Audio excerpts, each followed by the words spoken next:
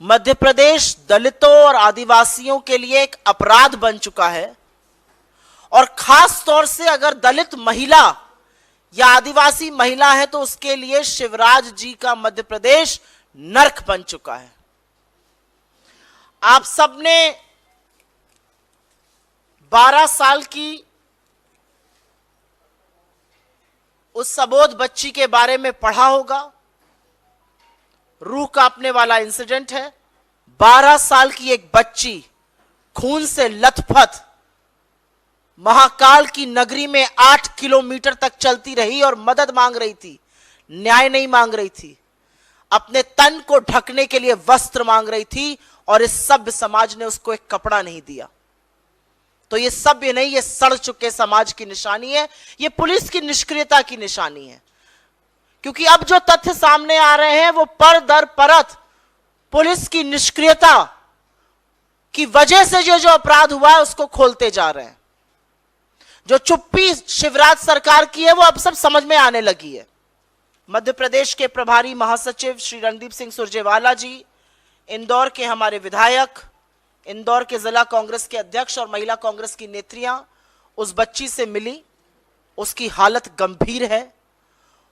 वो जबरदस्त शारीरिक और मानसिक यातना और पीड़ा से जूझ रही है। उसके गुप्तांग नष्ट हो चुके हैं। उसके ऑर्गन्स का रिकंस्ट्रक्शन करना पड़ रहा है और अब समझ में आ रहा है कि पिछले 4-5 दिन से यह षड्यंत्रकारी और रहस्यमयी चुप्पी प्रदेश के मुख्यमंत्री शिवराज सिंह चौहान की क्यों है। क्योंकि तथ्य यह सामने आ रहा है कि वो 12 साल की बच्ची, सतना की रहने वाली एक दलित परिवार की बच्ची है,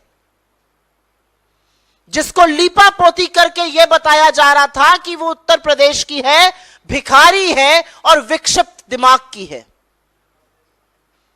वो सतना की रहने वाली है, दलित परिवार की बच्ची है।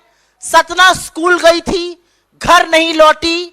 उसके परिवारजनों ने सतना की पुलिस में जाकर एफआईआर करने की कोशिश की और यहां से पुलिस की लापरवाही और पुलिस के अपराधी होने का स्वांग शुरू होता है। सतना के पुलिस स्टेशन में बोल दिया गया कि आप यहां से जाइए, खुद ढूंढिए, हम एफआईआर दर्ज अभी नहीं करेंगे। 24 घंटे बर्बाद कर दिए गए। अगर सतना के पुलिस स्टेशन, बस स्टेशन पर, रेलवे स्टेशन पर जाकर सीसीटीवी कैमरा चेक किया गया होता तो शायद यह दुर्घटना, शायद यह दुष्कर्म, शायद यह पाप, शायद यह अन्याय टाला जा सकता था। सतना की पुलिस ने कोई कार्रवाई नहीं करी। 24 घंटे तक उनको घुमाते रहे, परिवार वाले बेचारे ढूंढते रहे। अंततोगत्वा 24 घंटे बाद एक एफआईआर दर्ज हुई। उसके बाद 2 दिन तक अखबार में खबरें आती रही कि एक बच्ची के साथ ऐसा ऐसा हो गया है, लेकिन सतना के पुलिस अधिकारियों ने, सतना के पुलिस महकमे ने यह जानने की कोशिश नहीं करी कि क्या यह वो बच्ची तो नहीं है जो गुमशुदा है सतना से। यह जानने की कोशिश नहीं हुई। आज सरकार से सवाल है, करीब 700 किलोमीटर की दूरी है सतना और उज्जैन में, 13 घंटे लगते हैं गाड़ी में सबसे अच्छे रूट से चलने में। यह बच्ची वहां कैसे आई? इसको अगवा किया गया, इसका अपहरण हुआ। 12 साल की बच्ची अपने आप नहीं आ सकती है। तो 2 दिन तक अखबार में खबरें आती रही, इस पर कोई कार्रवाई नहीं करी गई। सतना की पुलिस पूरी तरह से निष्क्रिय रही। उसके बाद शुरू होता है उज्जैन की पुलिस का पाप। उज्जैन की पुलिस ने crime and criminal tracking network system को ही अगर खंगाल लिया होता तो 12 साल की बच्ची के गुमशुदा होने की खबर मिल जाती और पता चल जाता ये बच्ची कौन है, उसकी तफ्तीश की जाती। उन्होंने ऐसा नहीं किया। वो 12 साल की बच्ची खून से लथपथ जब अंततोगत्वा उज्जैन की पुलिस के पास पहुंची तो वो बदहाल जरूर थी, लेकिन उसने अपने पिता का, अपने दादा का, अपना और गांव का नाम बताया और उसके बावजूद उज्जैन की पुलिस ने उसको यूपी का बता दिया, जबकि उसकी बोली बघेलखंड की थी। उसको यूपी का बताकर उसको भिखारी घोषित कर दिया गया, उसको विक्षिप्त दिमाग का घोषित कर दिया गया। वो बच्ची जो 8 किलोमीटर पैदल चल के न्याय की गुहार लगाती रही, जिसने अपना नाम सही बताया, इस हालत में पिता का नाम बताया, दादा का नाम बताया, उसको दिमागी रूप से विक्षिप्त और भिखारी घोषित कर दिया गया, जबकि उस बच्ची ने स्कूल यूनिफॉर्म पहनी हुई थी। जिस बच्ची ने स्कूल यूनिफॉर्म पहनी थी उसको किस तरह से दिमागी रूप से विक्षिप्त घोषित किया गया, भिखारी घोषित किया, यह भी सवाल है। अगर आप एफआईआर पढ़िए तो बेकार की बातें उसमें लिखी। उसके पिता और दादा का नाम एक करके छाप दिया गया है। यह कह दिया गया है वो मंदिर के पास घूमकर खाना मांग रही थी, बल्कि सच्चाई है कि जब वो पहुंची उसी दिन उसके साथ दुष्कर्म हो गया था। तो सवाल यह है कि शिवराज सिंह चौहान, नरोत्तम मिश्रा वहां के गृह मंत्री चुप क्यों हैं?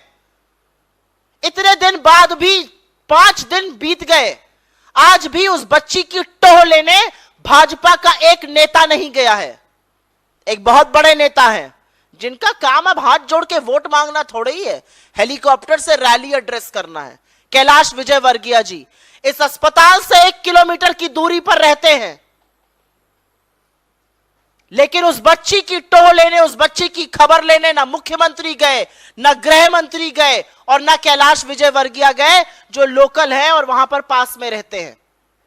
यह बात करते हैं महिला सशक्तिकरण की। एक दलित बच्ची के साथ दुष्कर्म हुआ, उसकी लीपापोती करने की कोशिश करी गई, उसको यूपी का बताने की कोशिश करी गई, उसको भिखारी और विक्षिप्त बताने की कोशिश की गई। देश के प्रधानमंत्री के मुंह से एक शब्द नहीं निकला। बड़ा वंदन अपना करा रहे थे महिला आरक्षण बिल पास कराकर। देश के गृह मंत्री मौन है। एक महिला बाल विकास मंत्री है इस देश में, वो मुहूर्त और समय देखकर बोलती हैं सिर्फ और सिर्फ राहुल गांधी जी के खिलाफ। चुप है। महिला आयोग चुप है। एनसीपीसीआर की चुप्पी बर्दाश्त नहीं हो रही है। यह बाल संरक्षण आयोग क्यों चुप बैठा हुआ है? ये सब लोग मौन हैं, ये सब लोग चुप हैं। लेकिन एक दलित बच्ची के साथ वो दुष्कर्म हुआ है जो अमानवीय है, जिसको सोचकर आपकी हाड़ कांप जाएगी।